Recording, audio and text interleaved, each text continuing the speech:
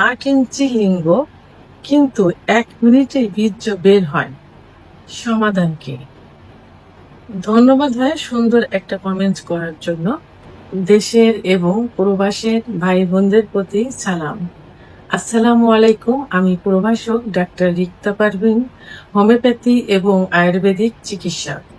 Chamber সেবা homeo complex and সেবা digital lab, উপজেলা মডেল মসজিদের পূর্ব পাশে, শিমুলিয়া, মাগুরা। আজকে খুব সুন্দর একটা কমেন্টসের অ্যান্সার করব। কোন এক শুভাকাঙ্ক্ষী আমাকে কমেন্ট করেছেন, 8 ইঞ্চি লিঙ্গ, কিন্তু 1 মিনিটে বীর্য বের হয়, সমাধান কি? অনেক পুরুষই বলে থাকে, অথবা অনেক স্ত্রীও কিন্তু বলে থাকে যে আমার হাজবেন্ডের লিঙ্গের সাইজ বড়, কিন্তু দীর্ঘ সময় সহবাস করতে পারে না, এটাতে আমি সুখ পাই না।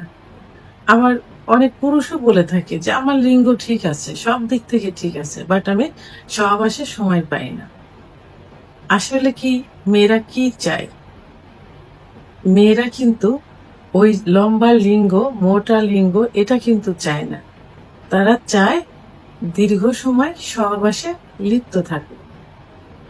তাহলে আপনার কিন্তু সমস্যাটা সেখানে, আপনার লিঙ্গ ঠিকই লম্বা আছে, বাট আপনি সময় দিতে পাচ্ছেন না, অর্থাৎ আপনার স্ত্রী সুখ পাচ্ছে না। যেসব ভাইয়েরা, যেসব বোনেরা এই প্রশ্ন করে থাকেন, আজকে সবার উদ্দেশ্যে এই কথাটা বলছি। তবে কি করতে হবে আসলে? দীর্ঘ সময় বলতে কোনটা বোঝায়? এখানে যখন ভোর পেলে বাদে যখন সহবাসে লিপ্ত হবেন, ঠিক সেই সময় থেকে যদি 1 মিনিটের মধ্যে বীর্যপাত হয়ে যায়, সেটাই কিন্তু দ্রুত বীর্যপাত। এবং এর পরে যে যদি 3-4 মিনিটের ভিতরে হয়ে যায়, যদি স্বামী স্ত্রী দুজনে একসঙ্গে হয়, সেক্ষেত্রে আসলে সুখটা দুজনে পেল, সেটা ধরে নিয়ে যায়। কিন্তু মেয়েদের সেক্স কিন্তু লুকাইতে থাকে, অর্থাৎ তাদের বেশি সময় ধরে ফোর ফেলে করতে হয়।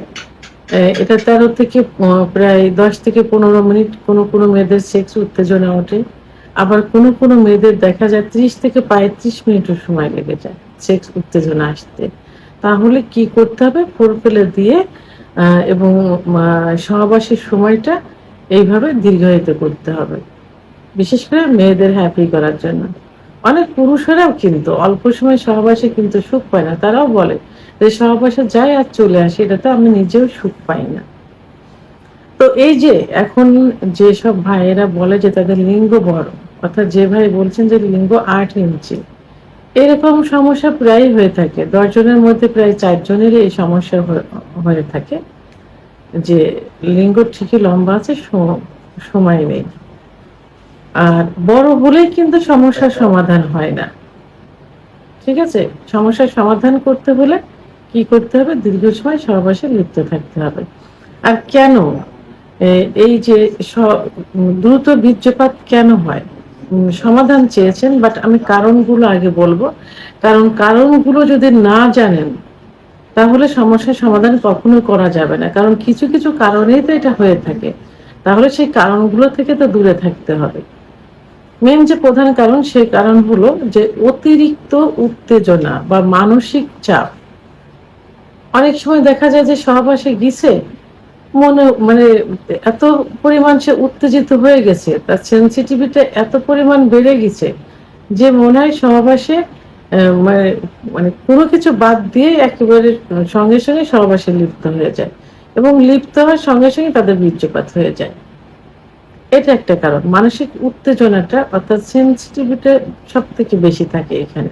আর মানসিক চাপ থাকে, কোনো প্রেশার থাকে, মানসিক দুশ্চিন্তা, টেনশন থাকে, সেটার থেকে এটা হয়। কোনো টেনশন নিয়ে কোনো কিছু করা যায় না, দুশ্চিন্তা, অর্থাৎ দুশ্চিন্তা নিয়ে করা যায় না। মনকে রিল্যাক্স রেখে কিন্তু সহবাসে যেতে হয়।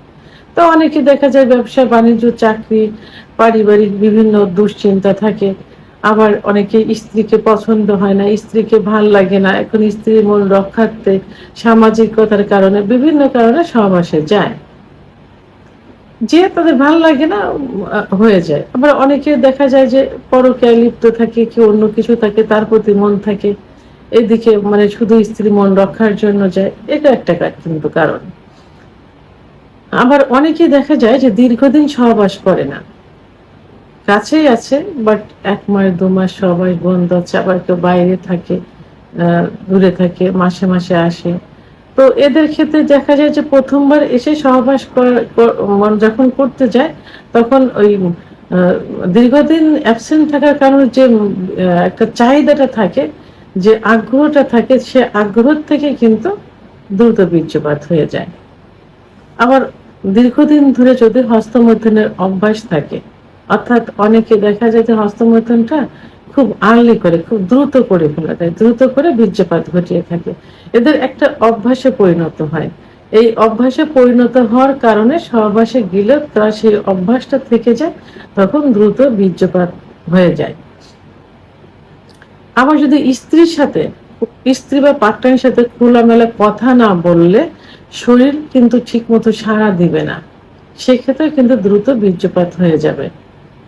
পুরুষ হরমোনের ভারসাম্যহীনতার কারণেও দ্রুত বীর্যপাত হয়ে যায়। নিউরোলজিক্যাল সমস্যা থেকে হতে পারে, আবার শারীরিক দুর্বলতার থেকেও এটা হতে পারে। অর্থাৎ যারা যৌন অক্ষমতায় ভুগছেন, যাদের ইচ্ছা উত্থান সময় একদম কম, এই যৌন অক্ষমতার থেকে দ্রুত বীর্যপাত হওয়া তো যৌন অক্ষমতার একটা অংশ। পুরুষের সেক্স হরমোন টেস্টোস্টেরন হরমোন কমে গেলে এই সমস্যাটা হয়। তো এগুলোই কিন্তু সমস্যা। এখন এই সমস্যার থেকে সমাধান পেতে হলে কি করতে হবে? সর্বপ্রথম আপনাকে একজন অভিজ্ঞ সম্পন্ন রেজিস্ট্রারকৃত ডাক্তারের শরণাপন্ন হতে হবে। সেই ক্ষেত্রে একদম পারফেক্ট চিকিৎসা হোমিওপ্যাথি এবং আয়ুর্বেদিকেই কিন্তু সম্ভব। আপনি একজন অভিজ্ঞ সম্পন্ন রেজিস্ট্রারকৃত হোমিওপ্যাথি আয়ুর্বেদিক ডাক্তারের শরণাপন্ন হন। ডাক্তার কিছু পরীক্ষা নিরীক্ষা দিবেন এবং কিছু প্রশ্ন আপনাকে করবেন, কিছু লক্ষণ আপনাকে দেখবেন, তার উপর ভিত্তি করে রোগ আইডেন্টিফাই করে আপনাকে চিকিৎসা দিবেন এবং যে কারণে হয়েছে সেটা আপনাকে বন্ধ করতে হবে। অর্থাৎ হস্তমৈথুন, বিছানায় ঘর্ষণ, স্বপ্নদোষ, মানসিক যে দুশ্চিন্তা, স্ত্রীর সঙ্গে যে গ্যাপ, এইগুলো গ্যাপটাকে সমঝোতায় নিয়ে আসা, মানসিক দুশ্চিন্তা থেকে রিলিজ হওয়া, মানে রিল্যাক্সে জীবনযাপন করে, এইগুলো কিছু উপদেশ দেবেন। সেই উপদেশগুলো পালন করতে হবে এবং কিছু ওষুধ দেবেন, সেই ওষুধগুলো সেবন করতে হবে। পাশাপাশি কি করতে হবে? ডিম, দুধ, খেজুর, কাজু বাদাম, মধু, ঘি, এই খাবারগুলো খেতে হবে এবং নিয়মিত ব্যায়াম বা এক্সারসাইজ করতে হবে। কেগেল এক্সারসাইজ আপনি ইউটিউব চ্যানেল সার্চ দিলে কিন্তু এটা পেয়ে যাবেন। এক্সারসাইজগুলো করতে হবে। আর বাইরের যে খাবার, জাঙ্ক ফুড, ফাস্ট ফুড, এই জাতীয় খাবার থেকে দূরে থাকতে হবে। স্ত্রীর সঙ্গে অর্থাৎ পার্টনারের সঙ্গে সম্পর্ক উন্নয়ন করতে হবে। ভিডিওটি সম্পর্কে যদি কোনো মতামত থেকে থাকে অবশ্যই কমেন্টসের মাধ্যমে জানাবেন। আর ভিডিওটি ভালো লাগলে লাইক, কমেন্ট, সাবস্ক্রাইব করে আমার সঙ্গে থাকুন। আল্লাহ হাফেজ।